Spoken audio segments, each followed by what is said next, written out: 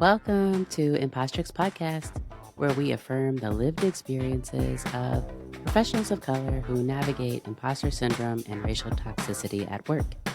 The tools that you learn here will help you confidently address racial toxicity at work, put that imposter syndrome to the side, stand in your power, and resist racial gaslighting. I'm your host, Whitney Knox-Lee, a Black mother to Black boy children, a civil rights attorney, and an anti-racism educator and trainer. If this is your first time listening, welcome. We're glad you're here. Episodes are published every week. Make sure you go back and listen to our past episodes. All right, here we go.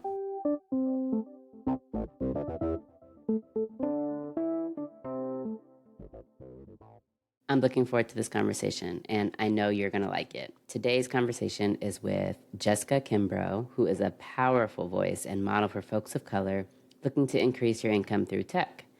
If you want to find that coin through tech and you're technically inclined, you're going to want to listen all the way through this show, because at the end of the show, I'll give you your coupon code to be able to access Technically Speaking's course offerings at a discounted price.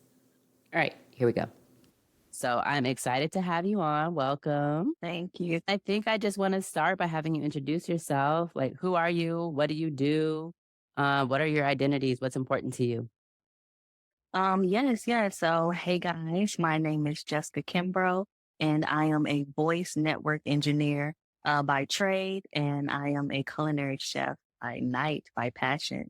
And yeah, I'm just here to really educate the folks and give everybody access to the information. I'm all about building wealth and building the mind, and I think it starts with getting information. So I'm here for it. So what's a voice? What are you? Network engineer. A voice network. This is the first time that I'm hearing this actual title. So what is a voice network engineer? What do you do? Okay, so specifically, my core foundation, my core knowledge is network engineering, which is the network is the internet, right? It's a collection of computers talking to each other. So how we're able to be on Zoom right here, I manage that, I monitor that, I configure that. So specifically, a voice network engineer deals with voice and video. So once again, something as far as Zoom, I would configure, manage, and make sure that we're able to speak like this over a video conference system and you can hear my audio. So when I come into a company, say for example, T-Mobile, I'm here to make sure that T-Mobile callers can, FaceTime and use video conferencing software as well as speak to each other clear and the quality is good. That's my specific role in any company, is internet, and specifically voice over the internet specifically, right? Because I get deeper into my specifications. So yes, I know about the internet. I know how to configure and manage the internet, but more specifically, I specialize in our voice and our video going across the internet, because our voice and our video, when you think about it, like, me talking to you, we were speaking face to face, that's analog, that's natural voice. So what I'm here to do is take that natural voice and translate it into technology, which is ones and zeros. That's over my head. It really is. So like, I'm grateful for people like you, though. I really am, because, I every now and then I think about, like, I don't know, what if I did something else, and what would I do? And, I'm one of those people, like, I'm okay with tech, but the more that I have to, like, interact with it, the more that I realize that I suck at it. And I just don't like. It's layers to this. Please don't feel that way, because me being this deep in tech is still so much I don't know. Right. And that's what I'm learning. Like, okay, yeah, I know how to use the technology that's around me, but then I come and speak to somebody like you, and it's like, I got no idea. I understand that you said my voice travels to you through Zoom, and that you got something to do with that. Like, that's what I understand. That's all you need to know. Right, exactly. And when I'm calling, like, the IT department because something is happening to my computer and they're, like, in it from wherever remotely, and I see their screens popping up, I'm like, I don't know. I don't know what this is. Um, but one of the things that interested me about you was that you're a Black woman or African American woman. Occasionally, I see like Black men, I see Southeast Asian men who are in the tech field, which is great, but like never do I see Black women. And I never, ever see Black women with tattoos and with, natural hair. Like, I just don't, it's not like an image. That's not what I think of when I think about tech. And so I'm curious about like how you got into tech. What was your like journey there? And what's your experience been like? I get every job, every company that I work for, they always look at me the same way. They're like, there's no way that you're in here and look, you know what I'm saying? Look at you. But I take pride in that because I'm able to be myself authentically and I'm able to come into rooms where they say I cannot be because of what I look like and I'm demanding the room. I'm actually, saying getting a more of a bigger salary cut than anybody else in the room besides the executives, or management. So, for me, I take pride in those stares and people asking what I do and, just chin checking me really, I do not mind saying, hey, this is who I am here, because I've worked hard for this. I really made sure that I stayed disciplined and I worked harder than, what I've done in my life. So I feel like this is a big accomplishment as far as like, my adversities or anything that I've, faced in the workspace. Again, it's really just initially looking at me. I have neck tattoos, face tattoos. Like there's no covering up who I am and what I have, so it's automatically bam in your face. And then it's like, okay, what do you have to say? And I am new to this. I did not go to school for this. I did not study long, years and months. Like I studied this information for probably about 2 months. And then this is, where I'm at today. So, Wow. yeah. So me getting into this, I did have a lot of ignorance with, key terms and terminology, Mhm. but my superpower was resolving issues. So it doesn't matter that I can't talk the tech talk, but what I can Mm. do is I can resolve an issue. Because I know how to troubleshoot. I know how the flow of how data flows. So I just troubleshoot that. But what a lot of folks do not look like me in tech. I think is because one, a lot of Black women are into arts. We are in food and hair and fashion. You know what I'm saying? Like we want to be artsy. We're artists. We want to paint and stuff. So it's just not a lot of us in STEM.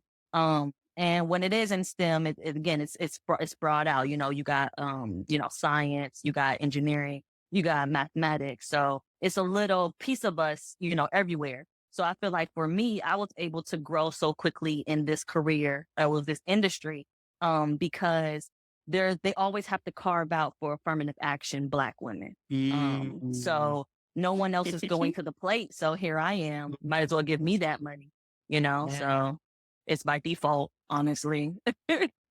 So what? It sounds to me like you really like flipped the script on kind of the doubt or even like guilt that like I feel sometimes when I'm thinking about my role in this idea of affirmative action. And it sounds like you've really flipped that on its head. So I'm interested to hear about that. I mean, for sure, I've really looked at it as like, I'm here for a good time, not a long time, right? I'm just here as a pass through. So it really doesn't matter what legal stuff you had to come up with to get me hired. I'm here. I got the pay and I'm about to leave anyway. So I'm Mm, just getting my knowledge. I'm getting my money and I'm on to the next because my ultimate goal is financial stability so I mm, can go live the life I want to live without yes. having to wake up and do a 9 to 5. I take contract jobs. I always tell every job, that I'm here to help you with a project. And if you want me to continue on helping you, I can, but I can move on. Because Mm, again, I'm just here to make sure I get a certain, I wouldn't say income goal, but like I said, financial stability, which comes with a little more paperwork than the actual dollars. And it comes with, that knowledge. So I'm learning my own instead of, trying to hire someone to do it all for me. And mm, then, and, with me thinking about imposter syndrome, I definitely went through that in my first couple of contracts because like I said, I literally only studied this for like 2 months. I went through like a 6-month program, but the information was repetitive. And for me to get my cert, it only took me 30 days, but it was repetitive. So it was like 2 months in full of like hardcore training of, it was like a computer science degree in 4 months. I mean, in 2 months. And, once I got into this contract that was like, okay, cool. You're a senior network engineer. This was my first job ever in tech. It's like, okay, what do? I do what? Huh? I configure what? I got to access who? It was scary. And for the first two, first two companies I worked for, I just felt like, do I deserve this? But something changed where I was hired by what's called like a staffing agency. But this staffing agency would teach me how to become a network engineer. So they're like, hey, I'm going to teach you how to be a position that my clients want. Okay, cool.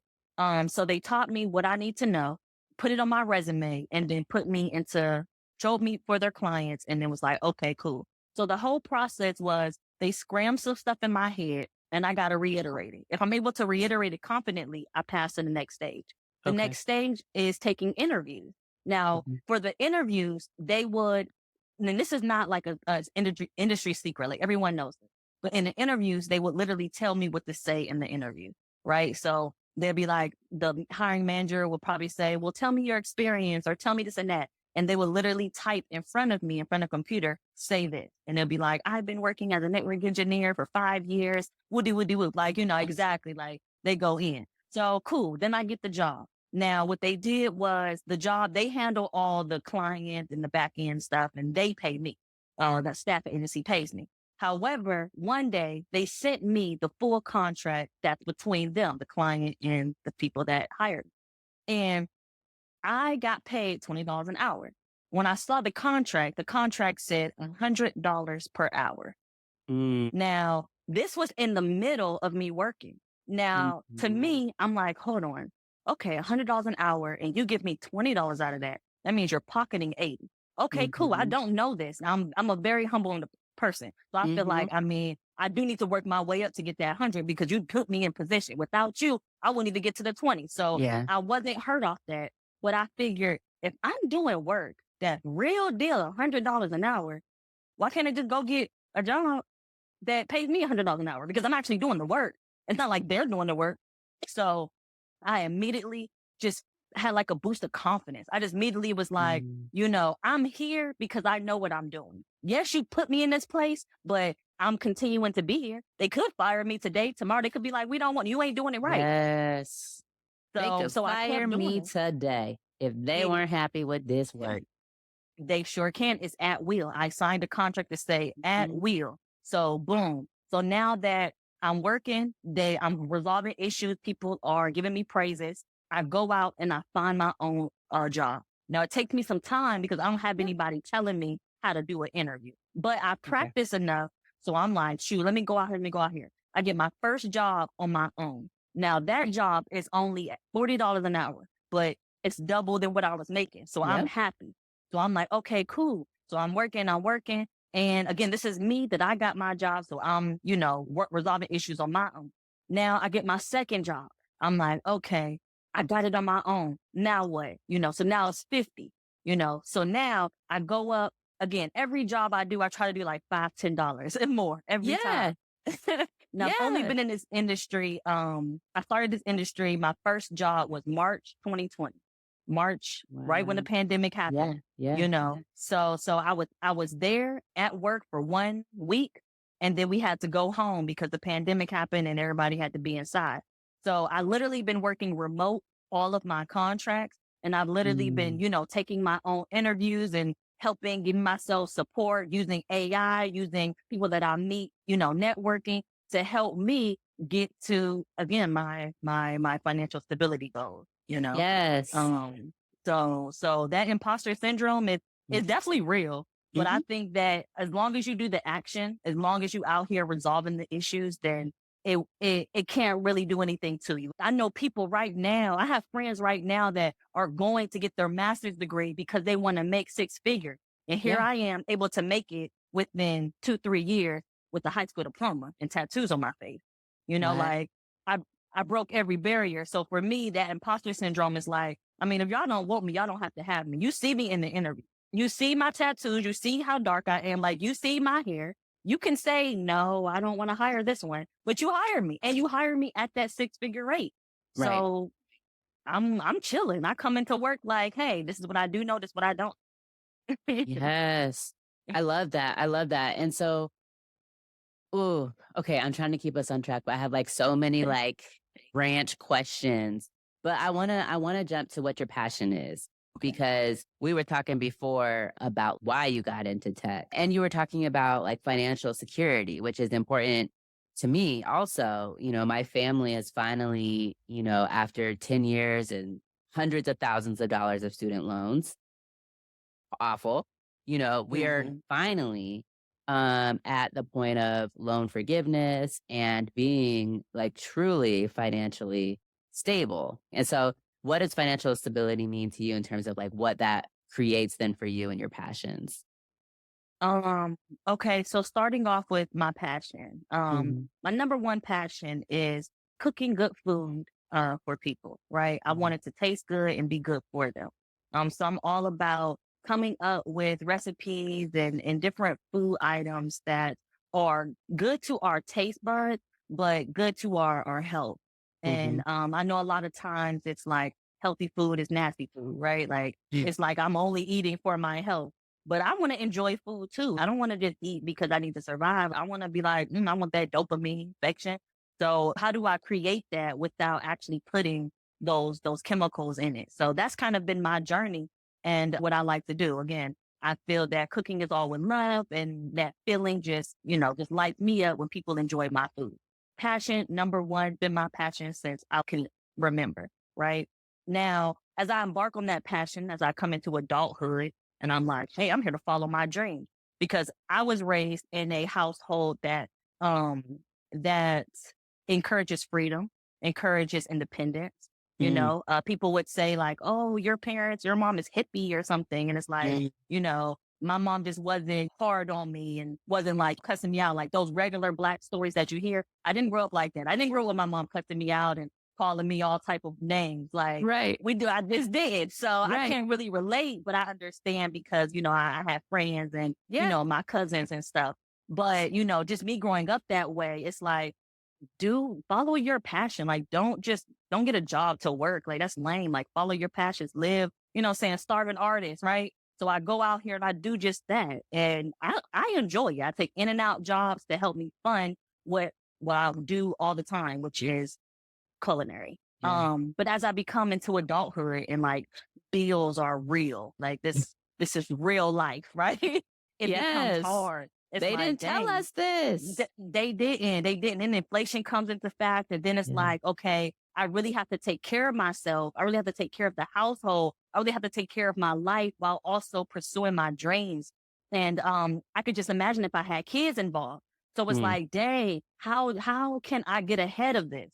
So for me, I was on YouTube in the podcast era. So Mhm. they were like, hey, go get a skill, don't get a high income skill and just use that to funnel your dreams. And because how else are you going to pay for your business? You don't pay it out of your pocket.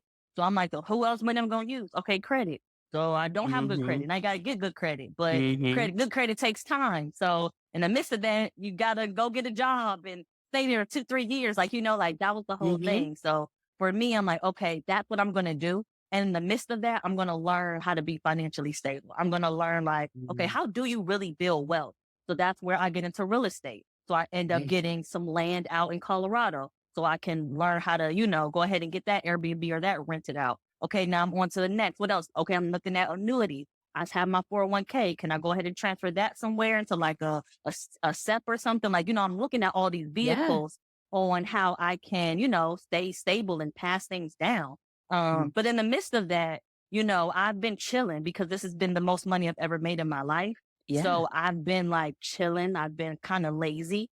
So, I'm kind of kicking myself in the butt right now. Like, you could have been on your food truck, but everything happens for a reason. I Mm. think that it was meant for me to like chill, like just bask in this. Like, it's like you're Yeah. always working. Like, Yes. just your life is here. Like, enjoy life. So, where I'm at right now is like, what's time to actually take this money and be like, okay, let's do something with it. Let's actually start, because I did get some investments. I did get some assets. Started some little things, some income producing stuff. And it's good and gravy, but I need to hone in on something and get it more aggressive. So that's where I'm at right now. And, again, just financial stability to me is just to where I can wake up and do what I love. And what I love is cooking. And what I want to do is whatever I want to do. I don't want to have to be like, dang, it's Monday. Let me go to work at 8 and let me stay here till 4. Right. Or let me just, keep checking my phone just in case somebody hit me up or something. Like, no, I want to just live freely. I don't want to be on no one's time. I don't want to have to worry about, oh, let me make rent or let me check my account to make sure I got rent. Like, that's paid already. That's on auto pay and it just pays itself. Like, I ain't even thinking of it. Like, that's for me, financial stability. And I've seen people be like that. And I know that I can get like that as well. And I refuse to stop until I get that. Absolutely. And this keeps coming up, this idea of liberation. And you had mentioned it earlier, and I don't think you had said authenticity. Maybe you had, but like, that's what I'm thinking of when I think about in a roundabout way, like financial stability. And for me, and for what I hear you saying is like, I recognize that I'm gonna need some money to live in this society. Like, I can't have no money and live in this society. But the way that I make money, like, the goal for me and my family is to make money in a way that we feel good about. And that when we're making that money, we can show up as authentically ourselves as we can. And so, it's been difficult to find those types of jobs, particularly. So I'm in a legal profession. I'm an attorney, and I go to work, and the values and the norms of my workplace are white values, because this profession of the law was created to keep people like you and me not succeeding. And so this idea of like showing up authentically there, like my actual workplace, I feel pretty like, okay, yeah, I can be myself here. But in the grander kind of like scheme of things of the law, it's very conservative. Like, I cannot go to work with a tattoo on my face. I couldn't go to work with blue hair. Just recently it kind of became, I think, appropriate or acceptable to have like one of the septum piercings. But like, and I have tattoos and my tattoos are out, but they're not going to be out when I go to court. And so like for me, those parts, like the ways that I show who I am and my identities and what I value and my passions, and if I'm passionate about like justice and how I show that, I want to be able to show that authentically. And that might mean that I'm working for myself if I'm doing that, or that I'm working, I don't know, in a different community than what I'm in now. And I want to make it so that when I'm showing up as authentically as possible, I'm not risking making money. And so finding like that balance. And what I hear from you is that same thing. Like, you want to make money when you want to make money, be able to enjoy the life and the lifestyle that you've like cultivated for yourself, and have fun, live in your passion, which is cooking. Exactly. And I think like for me, that's a form of liberation that I'm certainly striving for, like in my professional life, is just being able to be fully myself and trust that being fully myself isn't going to jeopardize my money. Listen, I am going to be me first. I don't care about the money. The money is just here because I decide to live. If I'm going to be an American, I'm going to live that American dream, right? Like, at least I'm not going to be one of those, I would say poor, broke-minded Americans. I'm going to at least get up to like middle class and up if I'm going to do this American thing. But if I honestly don't care to do this because they're not giving me a chance because of what I decide to be who I am, then I'll leave. Like, I'll go be in the Caribbean. I'll go be in South America. I'll be somewhere where I am accepted. I'll go have my own community and live a nomad, live, you know what I'm saying, on my land in Mm-hmm. Colorado and just, thug it out there. Like, at the end of the day, I look at being myself as my number one priority. I'm going to express myself how I need to. I'm going to do what I need to do for myself first. I am, what I'm saying, it comes me. And then everything else is second. So when someone says I can't work here because my tattoos are, they don't like me because my hair is not professional or whatever the case may be, then it's fine. Like, I mean, this is a relationship. If you don't like me, I'm not going to sit here and kiss your butt for you to like Mm-hmm. me just for a few dollars. Like, I don't have a price on my soul. Like, I'll be out here not making any money because I'll start gardening. I'll start, preparing for my own, like I'll really do my own stuff, like, I don't know. I just feel that, there's a lot of people that go out here and, try to conform to a system that don't want you anyway. And I feel as though why can't you just create your own system? Like, I'm not here to integrate. I'm here to infiltrate and then go back and build my foundation and help my people out. Again, it's all Yes. about accessing information. So I don't want to be on your banking system. I'm going to tell one of my friends who's a financer, create a bank and how I get in there with them so we can have our own banking system. Like, you know what I'm saying? Like, I'm not going to bank with you. I'm not, you know what I'm saying? Like, I can manage my own money or have someone in my community manage the money. I mean, that's what you do. Yeah. So, you know what I'm saying? Yes. Why can't I do the same thing? And that's kind of like what I've been on is, just really trying to build the community up. That's why with me and my tech, I want to be like, hey, you guys, come take my place because I don't care to do this as like, I'm going to retire and stuff. Like, I don't think this is my career. This is just a job. Help me get some money to do what I want to do. So in the midst of that, I need some young ladies or some Black men to come in here and be like, hey, you know what? I'm going to become a voice network engineer. Like, I'm going to, take this torch and get the 6 figures and live my life and educate other Black girls on being in tech and being a voice engineer in tech. Like, voice is not going anywhere. What made me love, stay where I'm at, because I could have pivoted into like software developing and all this other stuff. But why I stay in voice right now, at least, is because I found out that voice over internet protocol, VoIP, VoIP, that was created by a Black woman. That Black woman is still alive today. Miriam Cook, go look her up. She created VoIP, voice over IP. So that's why I will always advocate for Black women getting into networking and voice networking because the Black woman created this for us. Like, we should be managing it. Wow. We should be configuring it. This is her technology. This is her brain. And she is still alive. We can still give her flowers today. Like, Yes. she's made so many protocols on how we govern and how we use the internet safely and securely. Like, that's her brain. Okay. Y'all listeners, I'm going to put that information in the show notes because I do want to know about Harry. That's amazing. I love finding out stuff like that. That like, the things that we use in our daily lives that we don't even think about were made by people that look like us. What? And they say we're no good for nothing. Okay. All right. Exactly. So yeah, I love that. And I, that call to action for young folks and not even young folks, for people of color who are interested in getting into this Black line of women, work. Black women. Who are looking for financial stability in this world. You got Jesca over here saying holla at it, Exactly. and so what's your you don't need a degree, right?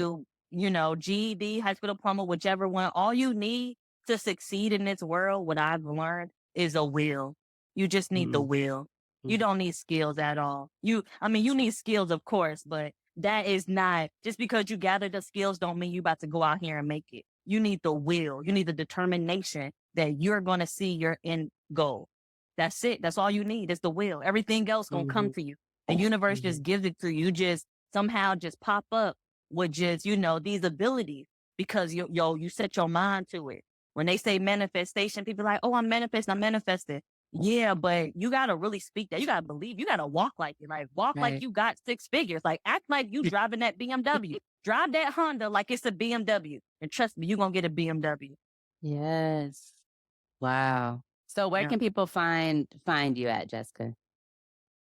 So you can immediately find me at my website, www.technicallyspeaking.com. And then you can always come to Facebook.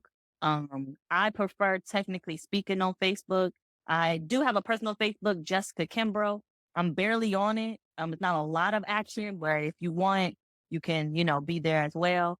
And that's really it. Everywhere else is sporadic, and I send those links as I'm there in those platforms. But if you want to get with me on technicallyspeaking.com. If you just want to follow me just because you like my personality, then Yeah. Facebook, Jesca, Jesca, and then Khembro, CA, then Khembro, Khembro. So, yeah. And technically is TEK. Yes, technically it's TEKNIK. Right. Technic.